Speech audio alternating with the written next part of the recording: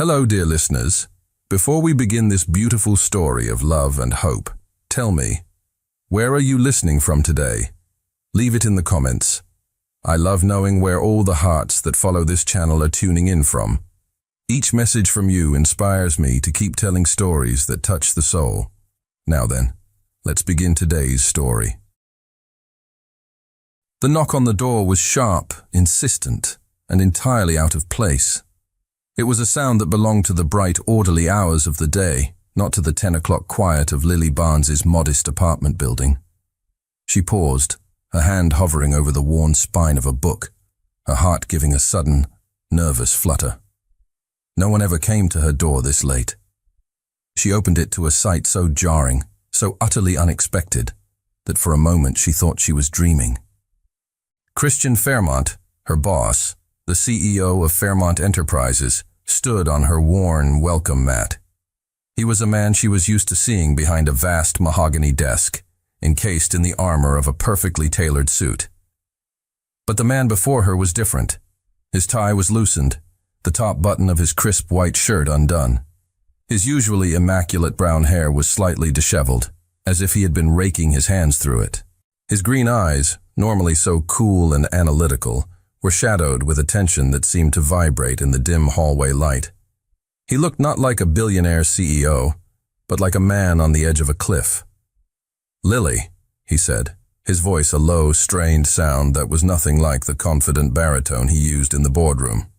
"I need a favor that goes beyond anything I have ever asked of you." The air in the small entryway crackled with the unspoken. This was not a request for a rescheduled meeting or a last-minute report. This was something else entirely. She stepped back, allowing him to enter, her mind racing.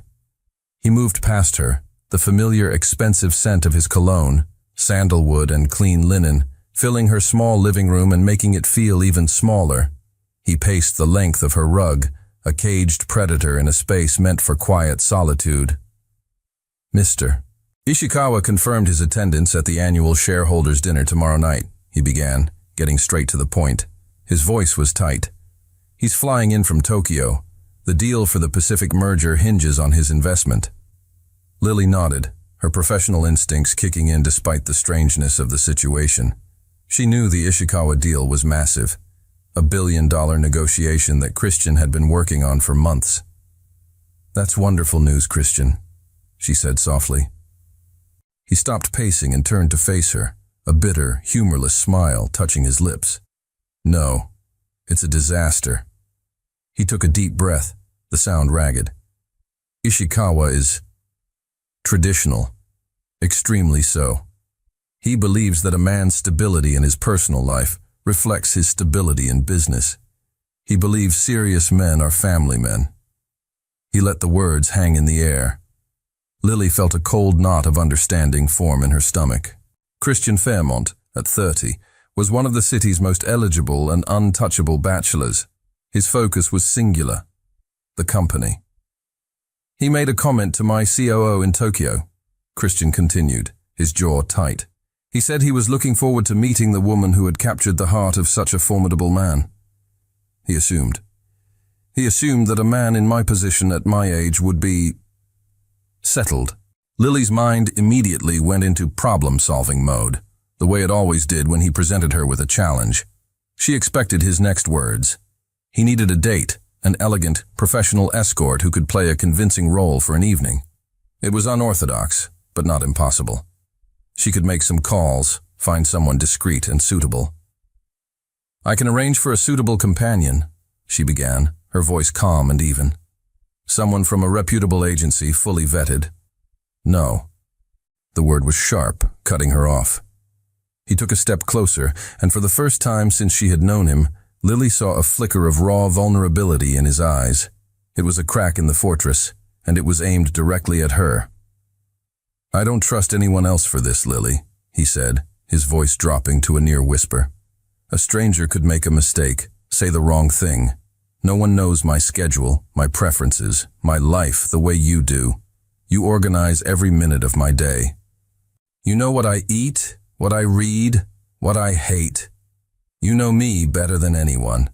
He paused, his gaze intense, searching her face. The air grew thick, heavy with the weight of his next words. "I need you to pretend to be my wife. Just for one night." The request landed in the quiet room with the force of a physical blow. Lily's breath caught in her throat. Her mind went completely blank. Wife? The word was absurd, alien. It was a role so far removed from her reality that she couldn't even begin to process it. She stared at him, speechless, a wave of dizziness washing over her. Her world was her small apartment, her quiet life, the long drives on weekends to the countryside to sit with her grandmother. His world was one of private jets and billion-dollar deals. The two were not meant to intersect, not like this. She was about to refuse. The word was forming on her lips. It was impossible, insane. Her quiet, orderly life would be thrown into chaos. She thought of her grandmother, of the peaceful, simple values she had been taught. This felt like a lie too big to tell. As if reading her mind, his expression softened, the desperation in his eyes deepening. He took another step closer, his voice now a low, pleading murmur that was meant for her alone. "I know about your grandmother," he said softly. The words stopped her cold. Her heart hammered against her ribs. "I know about the medical bills," he continued, his gaze unwavering. "The cost of her care, the new experimental treatment her doctor recommended. I know it's why you work so much, why you never take a day off." He saw the flicker of shocked pride and pain in her eyes and pressed on, his voice gentle but firm.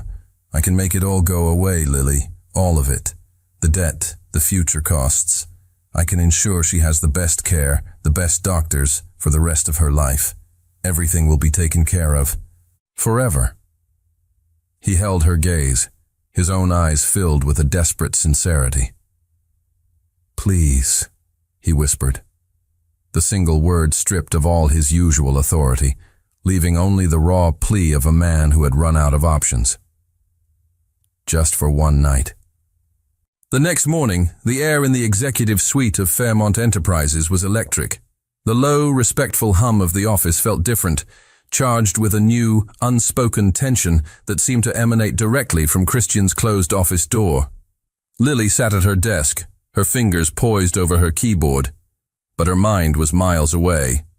Every time the intercom buzzed, her heart leaped into her throat. The memory of him standing in her apartment, a desperate plea in his eyes, felt like a fever dream. At precisely 9 o'clock, the intercom chimed. "Lily, could you come in, please?" His voice was back to its usual crisp, professional tone, but she could detect a faint, underlying strain. She rose, her legs feeling unsteady. As she walked toward his office, she felt the weight of a dozen curious stares on her back. Christian's door was almost always open, a symbol of his transparent, hands-on leadership. When she entered, he closed it behind her. The soft, definitive click of the lock echoed in the silent room, shutting out the rest of the world. The whispers in the hallway were almost audible. He did not sit behind his desk. Instead, he stood by the floor-to-ceiling window, his back to the sprawling city below. On the polished surface of his conference table lay a sleek, black folder. "I've prepared a file," he said, his voice all business. He was back in his armor, the cool, controlled CEO. "It contains the essential details of our story." He opened the folder. Inside were neatly typed pages, bullet points organized with the ruthless efficiency she knew so well. He began to recite the facts as if briefing her for a merger. "We met 2 years ago at a charity art gala. You were there with a friend. I was immediately taken by your quiet intelligence." He glanced at her, a flicker of something unreadable in his eyes. "We married 1 year ago, a small private ceremony, only immediate family. We kept it secret to protect our privacy from the media." He detailed their supposed first date, their favorite restaurant, a fictional trip to Italy. It was a clinical, sterile account of a life they had never lived. He was treating their fabricated marriage like a business plan, a series of facts to be memorized and recited. He was trying to build a fortress of logic around a situation that was anything but. Lily listened quietly, her hands clasped in front of her. She let him finish, her gaze steady. When he was done, a heavy silence filled the room, broken only by the distant sound of city traffic. He looked at her, expecting her to nod, to start memorizing her lines. Instead, she shook her head, a small, gentle motion. "This won't work," she said softly. Christian's brow furrowed. "It's all there. The timeline is consistent, the details are plausible." "It's not about the facts, Christian," she replied, her voice gaining a quiet strength. She took a step toward the table, toward him. "It's about the feeling. Mr. Ishikawa and his wife are not auditors. They are people. They won't be looking for consistency in our story. They will be looking for the truth in our eyes."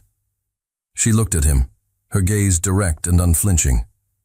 "They will look for the way you touch the small of my back. They will watch for the way I smile when you speak. No one will believe we are married if we look like two strangers reciting a script. They won't believe it if there isn't a real story behind our glances." He was taken aback, his professional composure faltering. He stared at her, truly seeing the depth of her perception. He had been so focused on the what that he had completely ignored the how. She was right.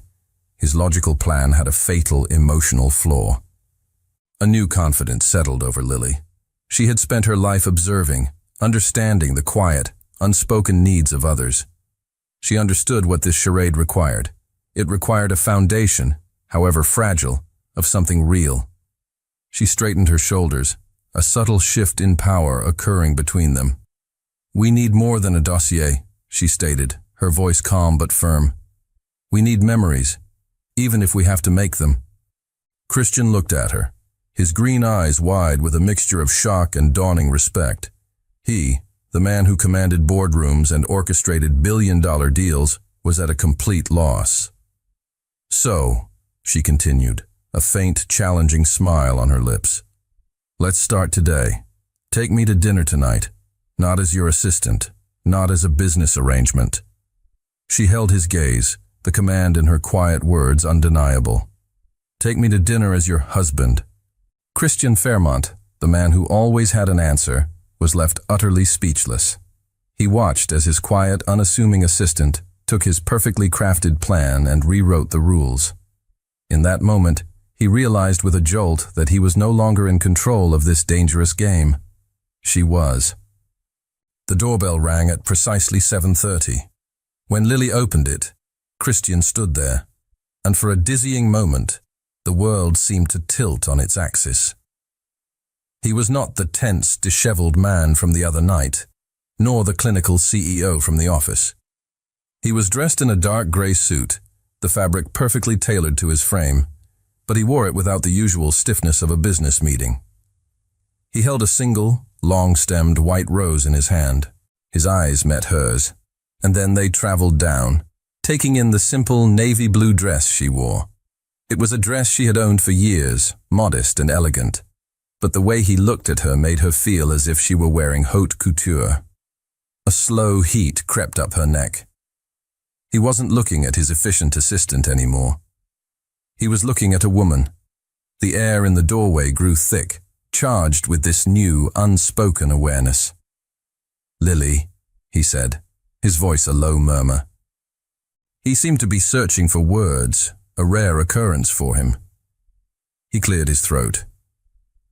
"You look lovely." He offered her the rose, his fingers brushing against hers as she took it. The contact was brief, accidental, but it sent a tiny jolt of electricity through her veins. The dinner was awkward at first. They were seated at a quiet corner table in a restaurant so exclusive Lily had only ever read about it in magazines. The low light and hushed atmosphere felt intensely intimate. By habit, they fell into their usual rhythm. He asked about the next day's schedule. She reminded him of a conference call he needed to prepare for. After a few minutes of this, Lily gently placed her hand on his arm, a gesture of quiet interruption. His muscles tensed under her touch before he consciously relaxed. "Christian," she said softly, her voice barely above a whisper. "I'm not your assistant tonight, and you are not my boss." She withdrew her hand, but the warmth of her touch lingered on his skin. "Tell me something that no one at the office knows about you." He looked startled, as if she had asked him to reveal a state secret. He hesitated, swirling the wine in his glass. The silence stretched, and she thought he might refuse. But then he looked up, his gaze distant, a flicker of old passion in his eyes. "Before I took over the company," he began, his voice quiet, "I wanted to be an architect. I used to spend hours sketching buildings, designing spaces. My father, he believed it was a frivolous pursuit. When he passed away, there was no choice. The company came first." He spoke of lines and structures, of light and shadow, with a passion she had never heard from him before. The distant, powerful CEO dissolved, and in his place was a young man who had sacrificed a dream for duty. The revelation was a small, intimate gift, and it made her heart ache for him in a way that felt dangerous. "What about you, Lily?" he asked, turning the question back to her. "What is your dream?" She felt a blush rise to her cheeks. "It's silly, really." "Tell me," he insisted, his voice gentle. "I love to bake," she confessed. "My grandmother taught me. My dream has always been to open a small cafe in her town. A cozy little place with mismatched chairs and the smell of fresh bread where people can come to feel at home." He listened, his expression rapt, his green eyes fixed on her. He wasn't just hearing the words, he was seeing the picture she painted. He saw her in a sunlit kitchen, her hands dusted with flour, a genuine smile on her face. The image of the hyper-efficient, almost invisible assistant who managed his life was shattering, piece by piece. In its place was this woman, full of quiet warmth and sweet, simple dreams. He realized, with a startling clarity, that he had worked with her for 2 years, and he had never truly seen her before. The drive home was filled with a comfortable, easy silence. The awkwardness had evaporated, replaced by a fragile, tentative connection. He walked her to her door, the single white rose now resting in a small vase on her entryway table. Under the dim light of the hallway, he paused. The script for the night was over. This was uncharted territory. An impulse, foreign and undeniable, took over. He leaned in, his movements slow, giving her time to pull away. She didn't. He pressed a soft, lingering kiss to her cheek. His lips were warm, gentle. It was a gesture that was not in any dossier, not part of any plan. "Good night, Lily," he whispered, his breath warm against her skin. He pulled back, and the look in his eyes was one of dazed surprise, as if he couldn't believe what he had just done. "Good night, Christian," she replied, her own voice a breathless whisper. He turned and walked away quickly, his retreat almost frantic. Lily stepped inside her apartment and closed the door, her fingers rising to touch the spot on her cheek where his lips had been. Her skin tingled. Her heart was pounding a wild, erratic rhythm against her ribs. It was just a kiss on the cheek, a simple, friendly gesture. But it felt like a lie. And terrifyingly, it also felt like the truest thing that had happened all night. On Saturday morning, Christian's gleaming black sedan, a vehicle built for pristine city asphalt, looked conspicuously out of place as it navigated a winding country road. Dust kicked up from the tires, coating the polished exterior in a fine brown powder. He gripped the leather steering wheel, his knuckles white, a frown creasing his brow as he dodged a pothole. "Are you sure this is the right way?" he asked, his voice tight with a discomfort he was trying to hide. He was a man who thrived on maps, on certainty, on knowing his exact destination. This was the opposite of his world. Lily, seated beside him, simply smiled. The frantic energy of the city had melted away from her the further they drove. Here, surrounded by rolling green hills and endless blue sky, she seemed more herself, more at ease. "We're almost there," she said.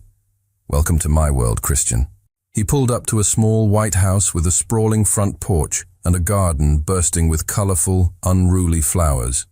An elderly woman with kind eyes and a smile that was an exact echo of Lily's was waiting on the porch swing. This was her grandmother, Eleanor. The moment Christian stepped out of the car, he felt as though he had crossed into another dimension. The air smelled of freshly cut grass and baking bread, a stark contrast to the city's sterile metallic scent. Eleanor greeted him not with a handshake, but with a warm, enveloping hug that took him completely by surprise.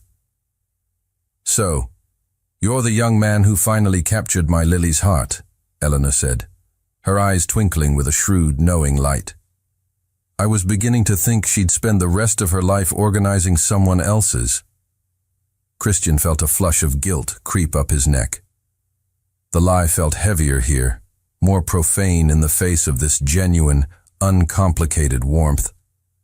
Eleanor, oblivious to the charade, treated him not as a billionaire CEO, but as a welcome addition to the family. She put him to work. Before he knew it, he had taken off his expensive jacket, rolled up his sleeves, and was hammering a loose board back into the porch fence. The physical labor was foreign, grounding. His hands, usually occupied with signing documents or tapping on a keyboard, felt clumsy with the hammer. But the simple, satisfying thud of the nail driving into the wood was more rewarding than any deal he had ever closed. Later, he found himself sitting on the porch swing, a plate of still warm apple cake on his lap, listening to Eleanor tell stories about Lily's childhood. He learned about the little girl who sold homemade lemonade to raise money for a stray dog, the teenager who read classic novels aloud to her when her eyesight began to fail. He was seeing the blueprint of the woman beside him, the foundation of her quiet strength and boundless kindness. As the afternoon sun began to dip below the hills, casting long golden shadows across the yard, Eleanor took Christian's hand in her own. Her skin was soft, papery, but her grip was surprisingly firm. "You have kind eyes, Christian," she said, her voice soft but clear. "I worried about her in that big, lonely city. Take good care of my granddaughter. She has the purest heart I know."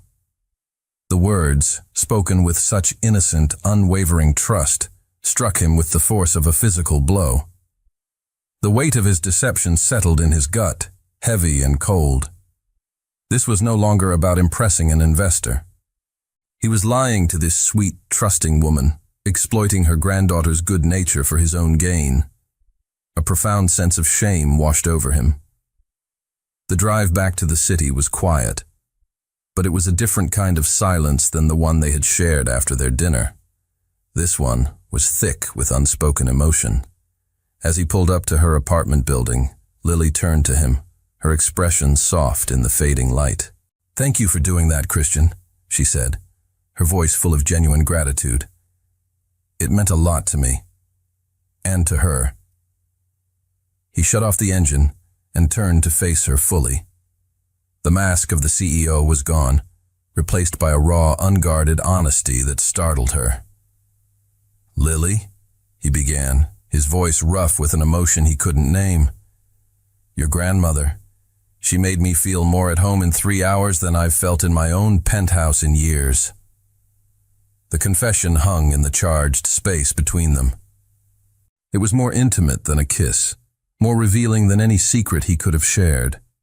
It was a truth that went far beyond the boundaries of their arrangement, a truth that neither of them dared to acknowledge, yet both of them felt deep in their bones.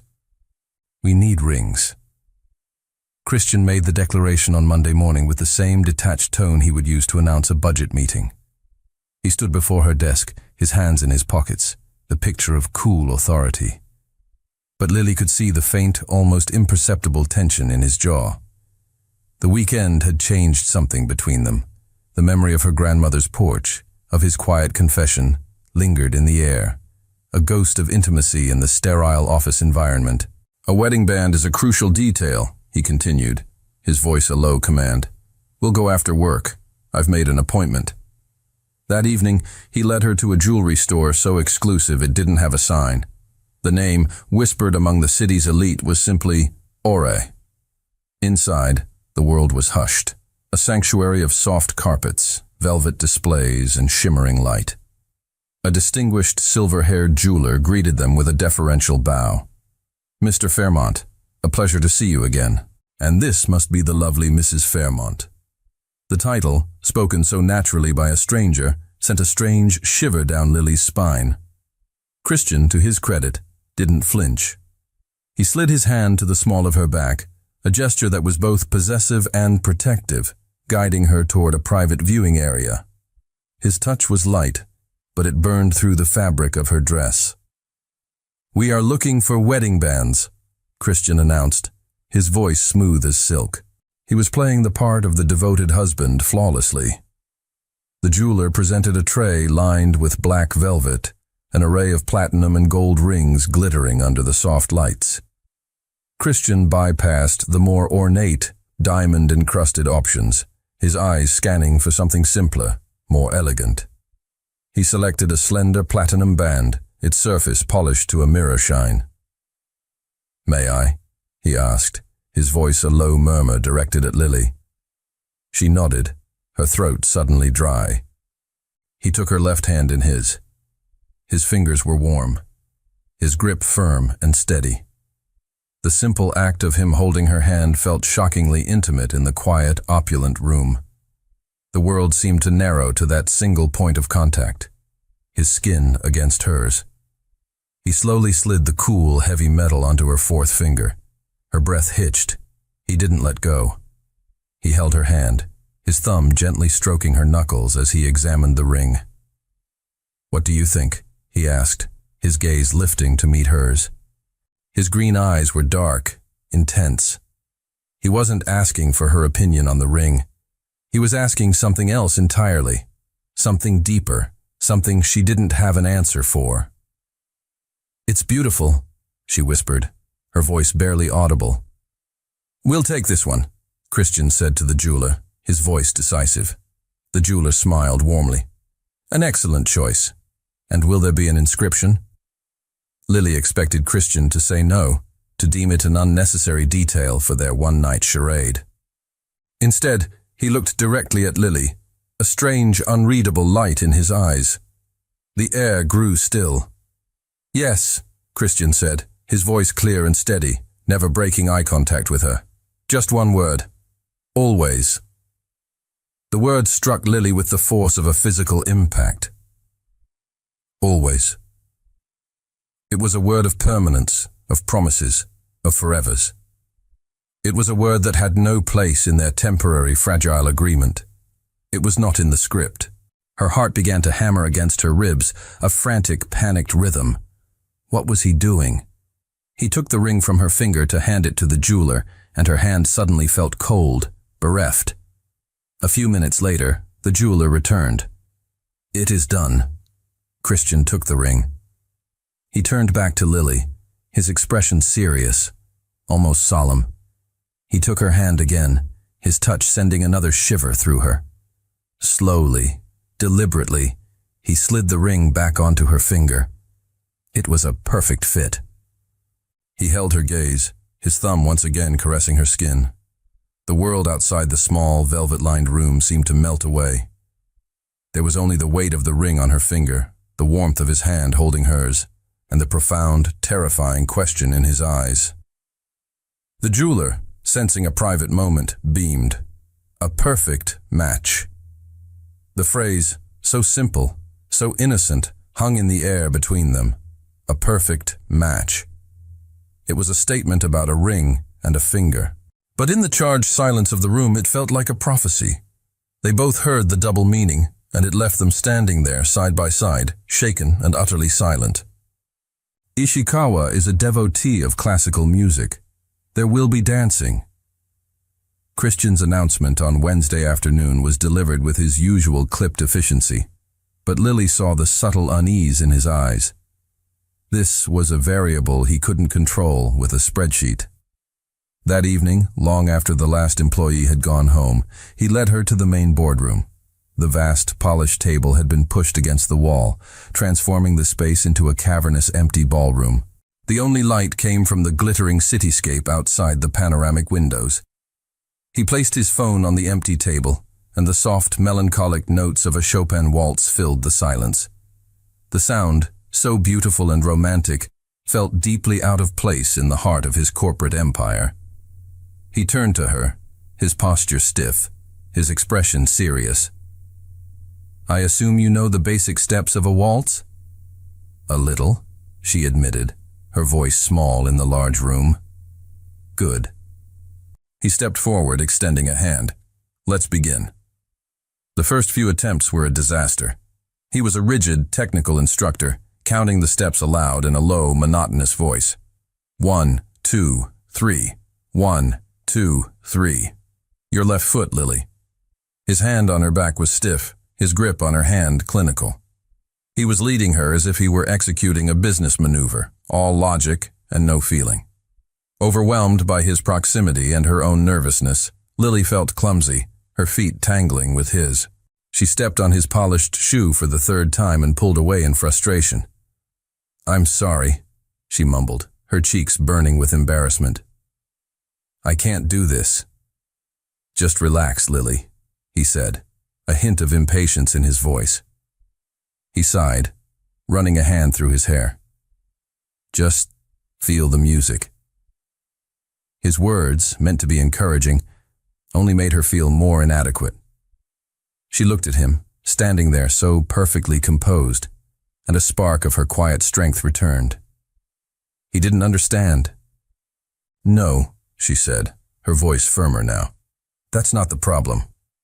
She took a deep breath and stepped back into his space, her resolve hardening.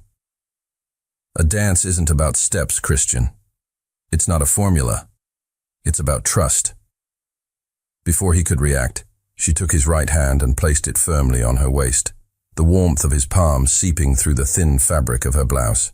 She then took his other hand and laced her fingers through his. Her touch was no longer hesitant. It was deliberate, confident. "Stop counting," she commanded softly. "Stop leading. Just for a moment. Follow me. Trust me to follow you." He looked down at her, startled by her sudden audacity. He saw the challenge in her eyes, the quiet determination. For a man who had spent his entire life leading, the concept of ceding control was alien. He hesitated, his body still rigid. "Trust me," she whispered again. Something in her voice, in the unwavering sincerity of her gaze, broke through his defenses. He gave a slow, almost imperceptible nod. He stopped counting. He relaxed his shoulders. He let go. The moment he surrendered, everything changed. She guided them back into the rhythm of the waltz, and this time, it was effortless. They moved as one. His body, no longer fighting for control, responded to her subtle cues. Her steps, no longer faltering, matched his perfectly. He was no longer a CEO, and she was no longer his assistant. They were simply a man and a woman, lost in the fluid, graceful motion of the dance. The city lights blurred into a glittering tapestry around them, a silent audience to their private performance. He spun her out, then drew her back in, her body fitting against his, as if it were made to be there. The final lingering notes of the waltz faded into silence. But they didn't move. They stood frozen in the center of the vast, empty boardroom, still locked in a dancer's embrace. Her hand was on his shoulder, his on her waist. The silence was deafening, filled with the sound of their own ragged breathing.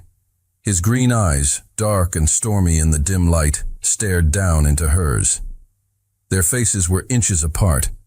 The space between them was a live wire, humming with a current of unspoken desire. It would be so easy to close the distance, to lean in, to taste. The thought was a silent confession that passed between them, a shared, terrifying understanding. The air grew thick, heavy with the weight of a kiss that was waiting to happen. The night before the shareholders' dinner, a palpable tension hummed through the office. Lily found herself working late, finalizing the last-minute details for the event. The building was quiet, most employees having already left. As she passed Christian's office, she noticed the light was still on.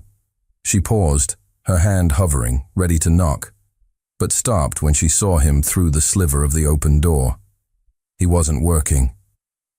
He was standing by his desk, his back to the door, staring down at a small, silver picture frame.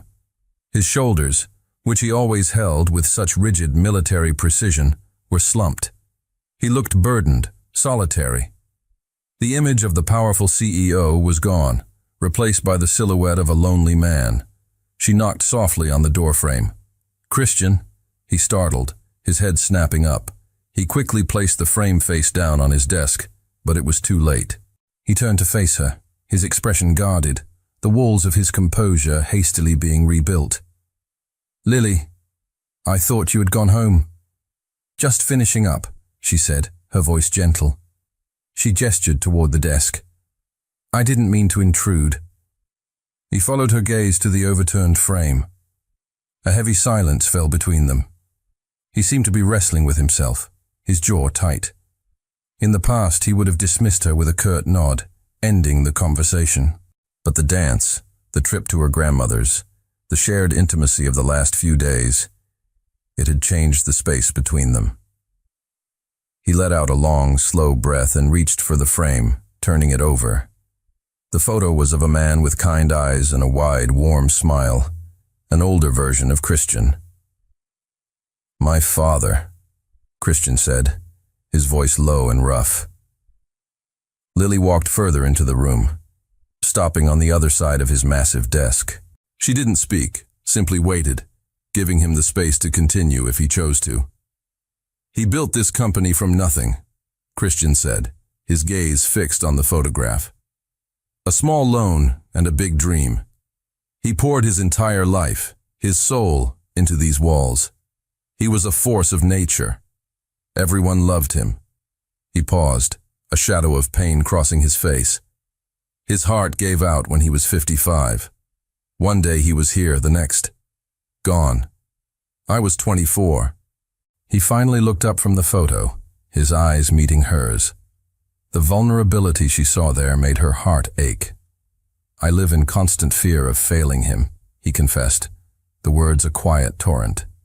"Every decision I make, every risk I take, I feel this immense pressure to live up to his legacy, to not be the son who destroyed everything his father loved. Sometimes the weight of it's suffocating." He had never spoken to her like this. He had never spoken to anyone like this. He was showing her the deep, hidden wound beneath his armor of success and control. Lily listened, her heart swelling with a profound empathy. She didn't offer him empty platitudes or pity. She saw his pain, and she met it with a simple, unwavering truth. "Your father didn't build this company to be a burden to you, Christian," she said, her voice soft but firm, imbued with a certainty that seemed to cut through his fear. "He built it to be a foundation. You're not living in his shadow. You're building on top of what he started. You've taken his legacy and made it global. What you've done, it's incredible." Her words were not flattery. They were a simple, honest validation from the one person who had a front-row seat to his relentless dedication. She saw the work, the sacrifice, the lonely hours. And she wasn't impressed by the success. She respected the effort. His composure finally broke. He stared at her, his green eyes shimmering with an emotion he so rarely allowed himself to feel. No one had ever seen the pressure as anything but a privilege. No one had ever acknowledged the burden. No one had ever simply said, "You're doing a good job." A single traitorous tear escaped and traced a path down his cheek. He wiped it away quickly, but she had seen it. "Thank you, Lily," he whispered, his voice thick with unshed emotion. In that moment, the last vestiges of their professional relationship crumbled into dust. She was no longer his assistant, the woman who managed his schedule. She was his confidant. She was the only person in the world who seemed to understand the weight on his soul, and for him, that realization was more terrifying and more essential than any business deal he had ever chased.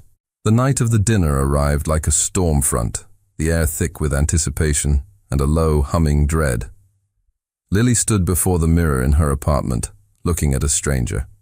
The woman staring back at her was wrapped in a gown of deep sapphire silk, a dress Christian had sent over that afternoon without a word. It clung to her figure in a way that was both elegant and daring. Her hair was swept up, exposing the graceful line of her neck, and a delicate diamond necklace, also from him, labeled simply, "For tonight," rested against her collarbone. She was a work of art, a beautiful illusion. When she descended to the lobby of her building, he was waiting. He stood near the entrance, a striking figure in a perfectly tailored black tuxedo. He turned as he heard her approach, and the polite professional mask he wore for the world simply fell away. His mouth parted slightly. His green eyes widened, conducting a slow, sweeping survey from the top of her head to the tips of her silk heels. He didn't just see the dress, he saw her. "Lily," he breathed, his voice a raw, husky sound she had never heard before. He took a step toward her, his gaze full of a raw, unguarded admiration. "You are—" He stopped, unable to find a word sufficient for the sight of her. He simply shook his head, a look of stunned wonder on his face. The ride to the hotel was a cocoon of tense silence. The air in the back of the town car was heavy, charged with the electricity of their shared purpose and the unspoken feelings that swirled between them. Lily's hands were trembling in her lap. She felt Christian's hand cover hers. "Nervous?" he asked, his voice a low murmur beside her. She looked at their joined hands, his strong and warm, completely enveloping hers. "Only if you are," she whispered. He gave her hand a gentle, reassuring squeeze. "With you by my side? Not a chance." The gesture, the words, they no longer felt like part of an act. They met Mr. Ishikawa and his wife, a graceful, smiling couple in the hotel's grand dining hall. The performance began. It was flawless. They were a symphony of shared glances, inside jokes they had created over the past week, and easy, believable affection. He would rest his hand on the small of her back, and she would lean into his touch naturally. She would laugh at a story he told, her eyes sparkling with a light that was not entirely feigned. They were so convincing that at times they almost convinced themselves. During a lull in the conversation, Mrs. Ishikawa leaned toward Lily, her expression warm and curious. "My husband is a very astute judge of character, but he is a man," she said with a soft laugh. "He sees the successful partnership. I am more interested in the heart. Tell me, Lily-san, what was the one thing that made you fall in love with your husband?" The question was a landmine. Lily's heart stopped. The script had no answer for this. She felt Christian tense beside her. She turned her head, her eyes finding his across the table. She looked at him, the man who had confessed his deepest fears to her, the man who had looked at her moments ago as if she were the only woman in the world.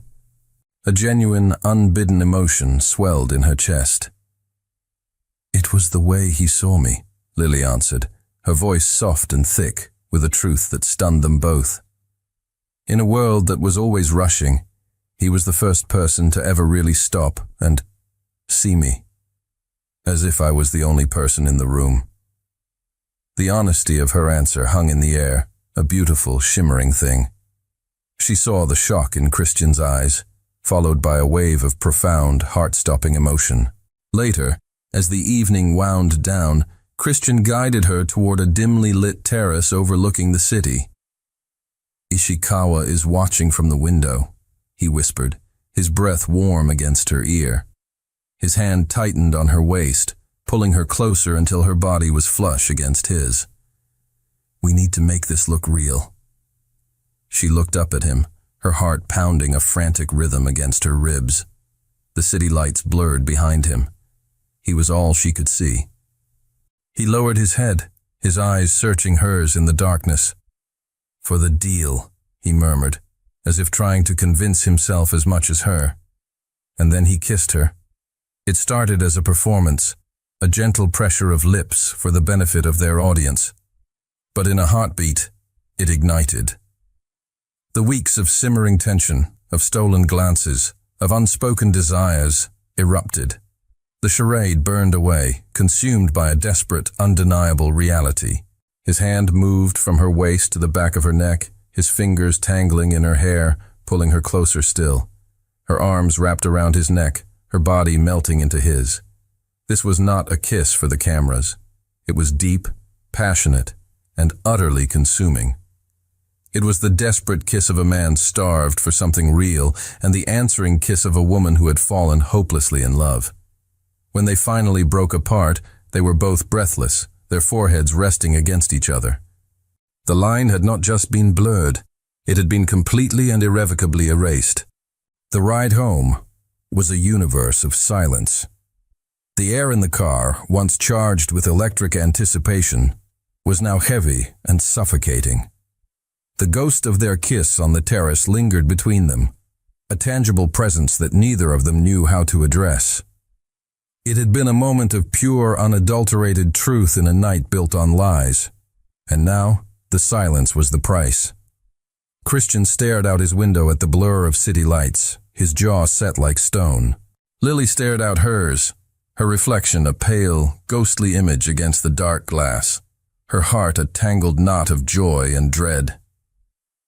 He walked her to the door of her apartment building, the space between them now a formal, yawning chasm. The easy intimacy of the past week had vanished. "Thank you, Lily," he said, his voice cool and distant. He was rebuilding the fortress around himself, brick by painful brick.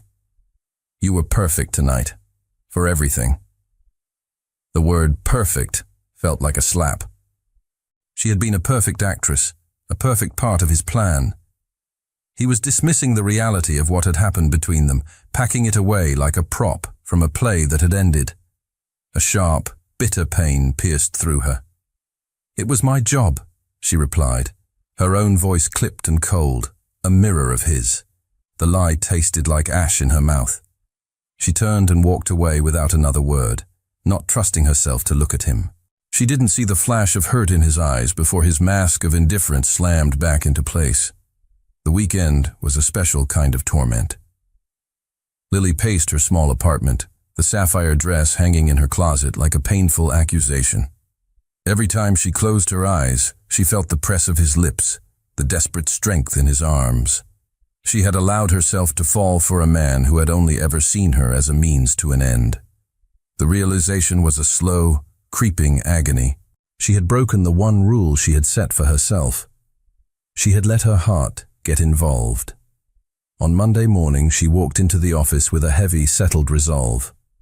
She had spent the weekend crying, but her tears had washed away her indecision, leaving behind a hard, painful clarity.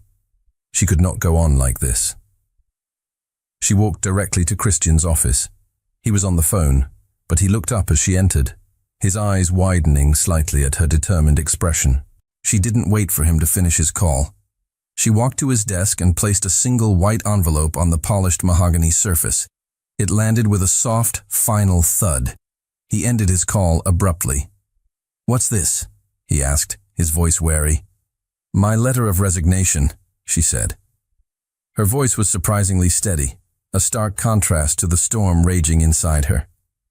He stared at the envelope as if it were a venomous snake. He looked up at her, his face a mask of disbelief.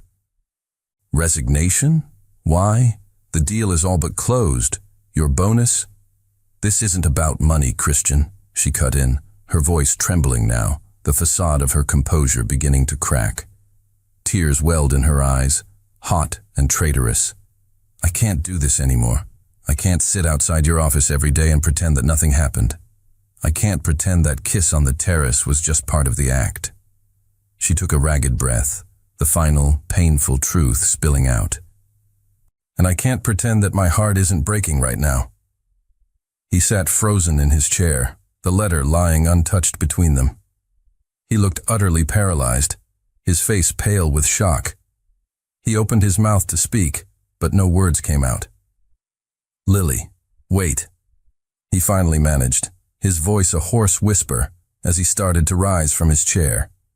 But she was already turning away. She couldn't bear to see the pity or, even worse, the indifference in his eyes. She walked out of his office, her head held high, leaving him alone in the sudden, crushing silence.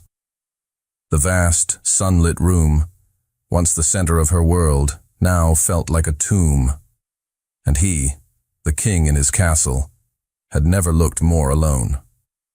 A week passed, or perhaps it was a year. For Christian, time had lost its meaning. His world, once a meticulously organized clockwork of meetings and deadlines, had devolved into a gray, formless fog. The office, his kingdom, felt like a mausoleum. Lily's absence was not just a void, it was a physical presence, a black hole that sucked the air and light out of every room. He had hired a temporary assistant from the top agency in the city. She was ruthlessly efficient, her resume was impeccable, and she anticipated his needs with a cold, robotic precision. She was, by all objective measures, a perfect assistant. And he couldn't stand her. She never remembered that he preferred his coffee black before his first meeting. She didn't know to screen his calls from his overbearing aunt on Tuesday afternoons. She didn't have a quiet, calming presence that could soothe his temper before he even realized he was losing it. She wasn't Lily. Christian was a mess. He walked into a board meeting and called his CFO by the wrong name. He missed a crucial lunch with a potential investor because he had forgotten to check his own calendar, a task Lily had always managed flawlessly. He found himself staring at her empty chair, the silence from her corner of the office a deafening roar. He felt a constant dull ache in the center of his chest, a phantom limb pain for a part of himself he hadn't known existed until it was amputated. He had told himself he needed her for her efficiency. That was a lie. He needed her for her light. He needed her for the way her quiet smile could cut through his darkest moods. He needed her. On Friday afternoon, an email with a single, triumphant subject line landed in his inbox. "Ishikawa, it's done." He opened it. The language was formal, congratulatory. The Pacific merger was secured. It was the single largest achievement of his professional career, a victory that would cement his father's legacy and double the value of his company overnight. It was everything he had ever worked for. He stared at the words on the screen. The deal is closed. He felt nothing. An absolute, profound, and terrifying emptiness echoed through him. The victory was hollow. It was a beautiful, gleaming trophy in an empty room. There was no one he wanted to share it with. The one person whose quiet, proud smile he wanted to see was gone, and it was his fault. He slowly crumpled the printout of the email in his fist. He walked to the vast window of his office. A torrential rain had begun to fall, the sky weeping as if in mourning. The city below was a blur of gray streets and hazy lights. And in that moment the truth struck him with the force of a physical blow, knocking the air from his lungs. He had sacrificed her for this. For a piece of paper. For a number on a balance sheet. He hadn't wanted to win a business deal. He had wanted to win the girl. The girl who saw the man behind the CEO. The girl who held his secrets. The girl whose heart he had shattered for the sake of his pride. He had let her go. A desperate, primal urgency seized him. He spun around, his eyes wild. He didn't think. He just acted. He grabbed his car keys from the desk, ignoring his suit jacket, ignoring the frantic call of his new assistant as he stormed past her desk. He ran through the lobby, not waiting for the elevator, taking the stairs 2 at a time. He burst out of the building's front doors and into the pouring rain, not bothering with an umbrella. He had no plan. He had only a single desperate certainty that burned through the fog in his mind. He had to get her back. The sleek black sedan, now caked in mud and grime, was a wounded beast tearing through the storm. Christian drove for hours, his hands gripping the steering wheel with a desperate intensity. The rhythmic slap of the windshield wipers was a frantic heartbeat counting down the seconds he had already lost. He didn't care about the speed limits, the blinding rain, or the treacherous country roads. His entire world had narrowed to a single point on a map, the small, white house with the sprawling porch. When he finally arrived, night had fallen. He stumbled out of the car, his expensive suit soaked through, his body trembling from a mixture of cold and raw, unadulterated fear. He looked like a man who had lost a war.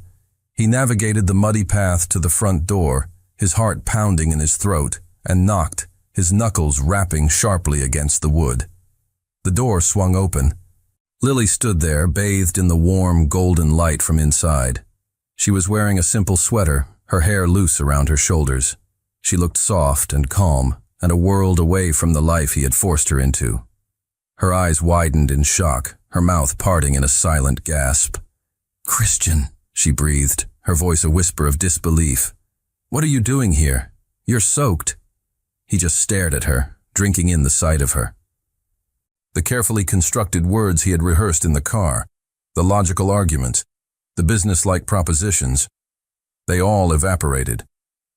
All that was left was the raw, ugly, beautiful truth. "I was a fool," he said, his voice a ragged rasp. The rain plastered his hair to his forehead and streamed down his face, mingling with the tears he didn't even realize he was shedding. A complete and utter fool. He took a staggering step closer, not caring that he was dripping water all over her grandmother's clean porch. "I closed the deal," he choked out.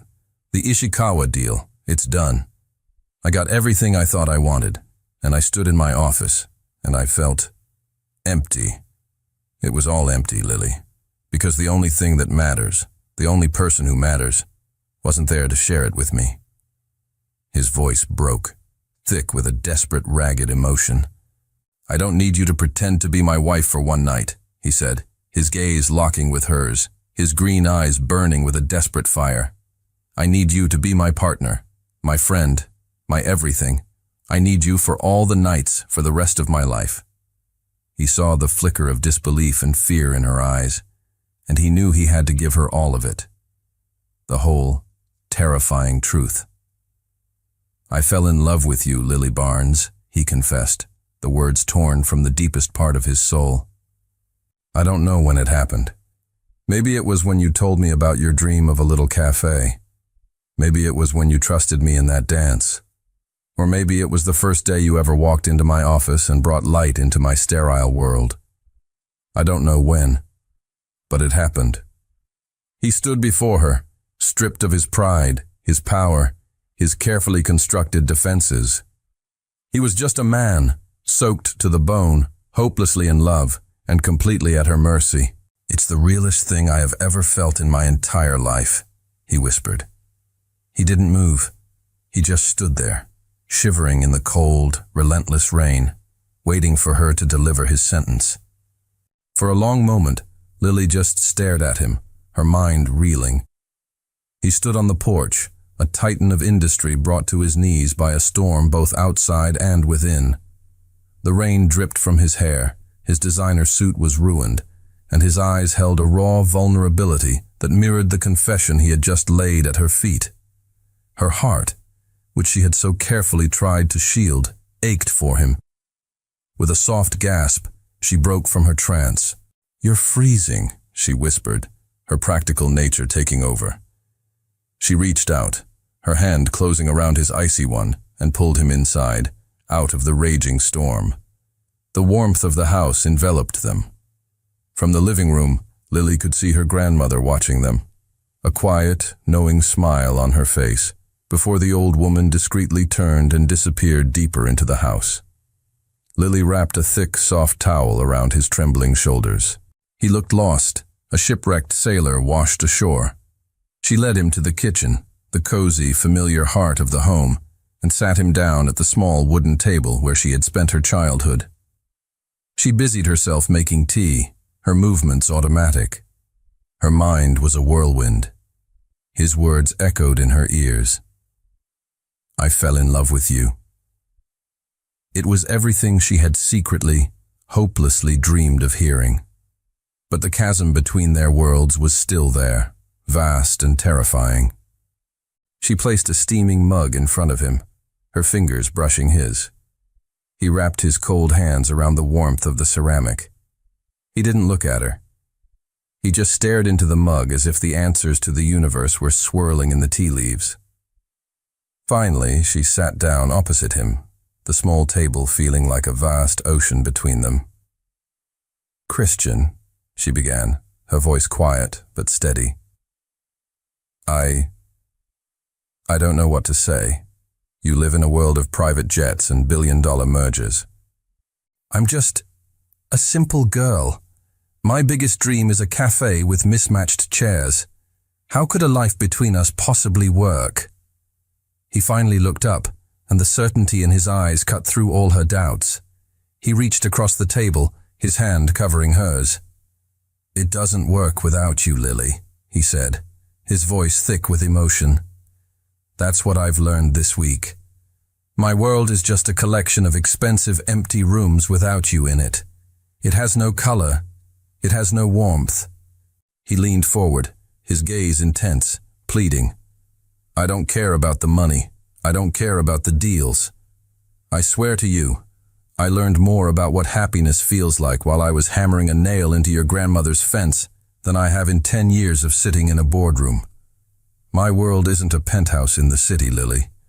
My world is wherever you are. Tears began to stream down her face, silent and warm. But this time they were not tears of heartbreak or of sorrow. They were tears of overwhelming, terrifying joy. The walls she had built around her heart crumbled, washed away by the sheer, undeniable force of his love. I fell in love with you too, Christian Fairmont, she whispered, the confession a soft echo of his own. A look of profound, breathtaking relief washed over his face.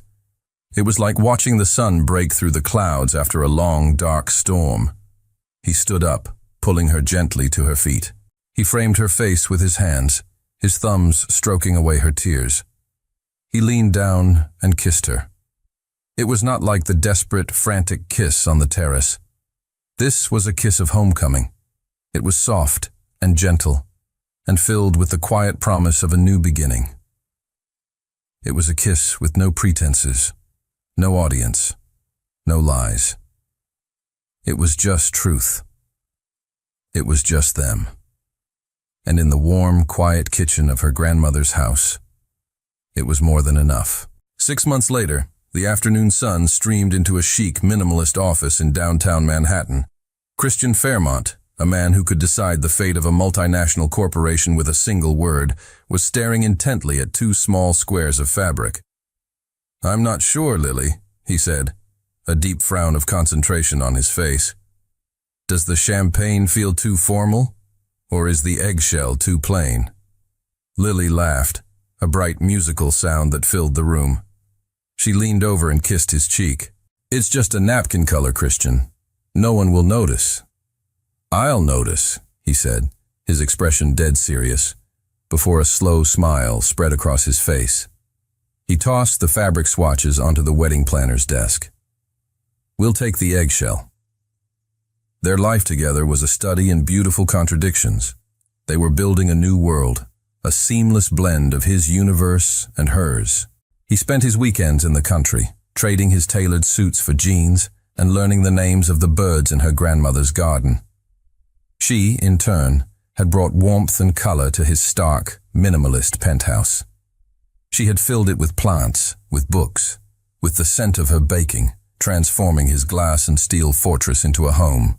He had, without her even asking, hired the best financial advisors to help her draft a business plan for her cafe, supporting her dream with the same fierce dedication he applied to his own company. The wedding planner, a woman with a kind smile and an efficient clipboard, cleared her throat. Now for the invitations. I'd love to include a little of your story, a romantic touch. How did you two meet? Christian looked at Lily, a mischievous glint in his green eyes. He took her hand, lacing his fingers through hers. Our story, he began, his voice smooth and warm, started as a business arrangement, a high-stakes negotiation. He smiled.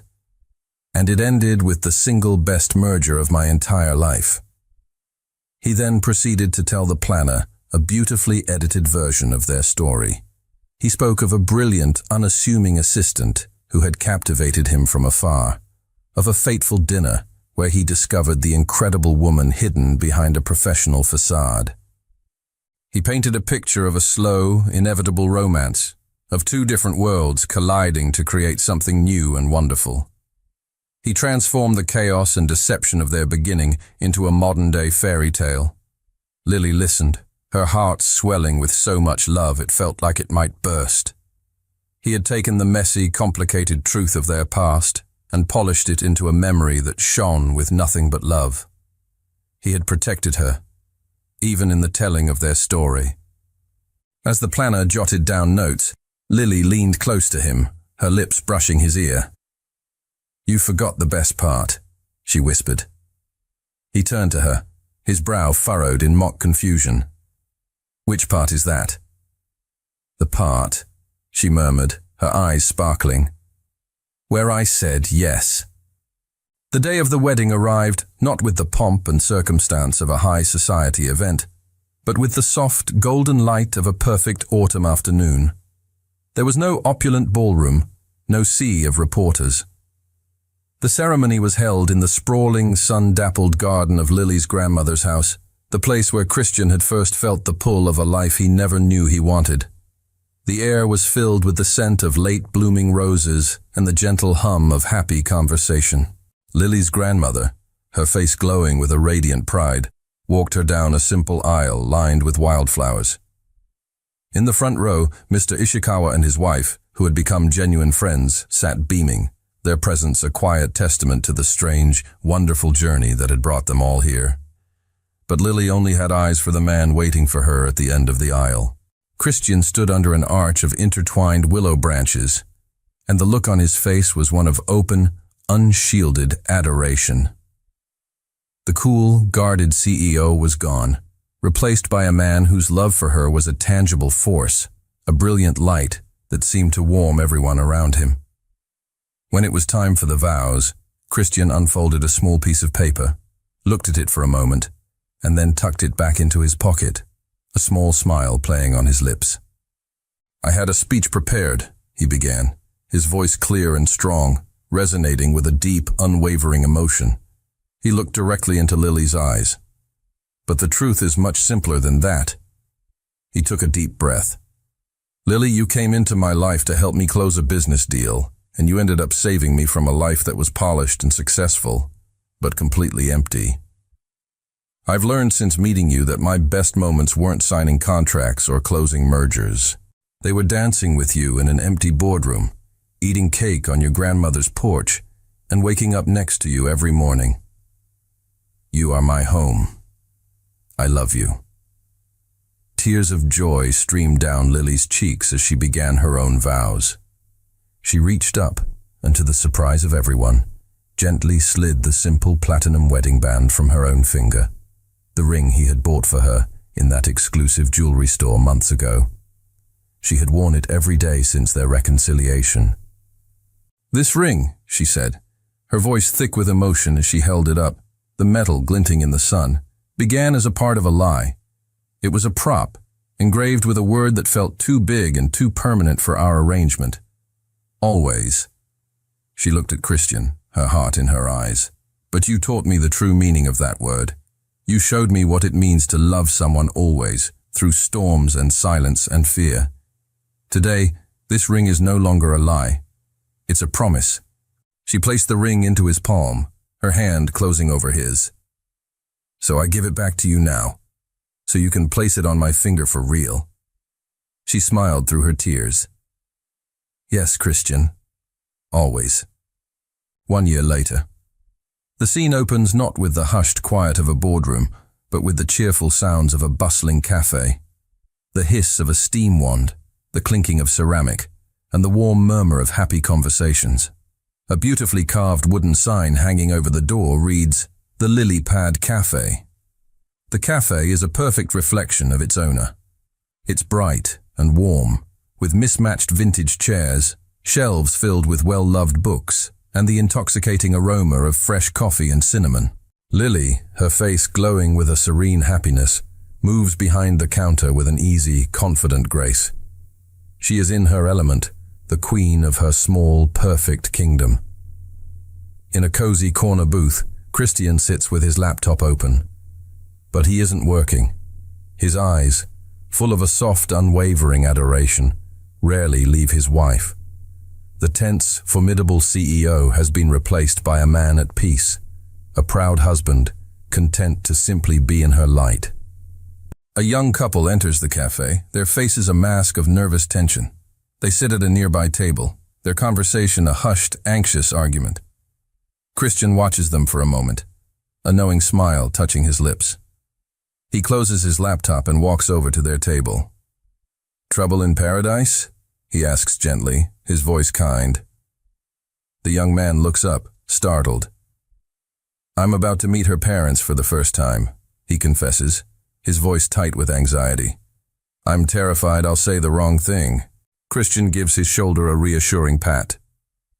"A little unsolicited advice?" he says. "Don't try to be anyone but yourself, and more importantly..." He glances across the room at Lily, his expression softening. "Just look at her, really see her. When you do that, everything else falls into place. It's the only thing that truly matters." The young man stares at him, then at his girlfriend, a look of dawning understanding on his face. "Thank you," he says genuinely. Christian smiles and walks back to his booth. A moment later, Lily arrives with 2 steaming mugs of coffee. "Playing marriage counselor for the young and in love?" she teases, her eyes sparkling. "Just sharing the secret to my success," he replies, his hand capturing hers, his fingers lacing through hers on the tabletop. He tugs her gently toward him, leaning up to press a soft, lingering kiss on her lips, a gesture of easy, everyday affection. "I love you, Mrs. Fairmont," he says against her mouth. "I love you too," she whispers back, her heart full. She slides into the booth beside him, their shoulders touching. They sit together in comfortable silence, sipping their coffee in the warm, beautiful world they built. It was a world that had started with a desperate plea and a well-told lie, but had ended here in a cozy cafe, built on the simplest and most profound truth of all: love.